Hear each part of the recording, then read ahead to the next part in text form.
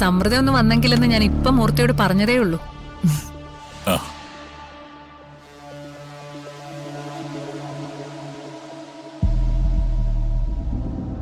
നമ്മൾ തമ്മിൽ എവിടെയോ എന്തോ ഒരു മുജ്ജന്മ ബന്ധമുണ്ട്.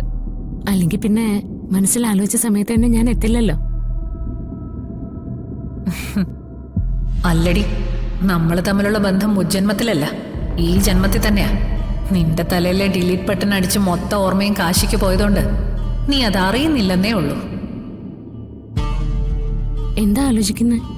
ആ അല്ല, എത്ര സ്നേഹത്തോടെയാ നീ എന്നോട് പെരുമാറുന്നതെന്ന് ഞാൻ ആലോചിക്കായിരുന്നു. ഗോകുലിന്റെ അമ്മ എപ്പോഴും എന്നെ കളിയാക്കി പറയുന്നൊരു കാര്യമുണ്ട്. എന്താ അത്? ശത്രുക്കൾക്ക് പോലും പിറന്നാൾ സദ്യ ഉണ്ടാക്കി കൊടുക്കുന്ന ആളാ ഞാനെന്ന്.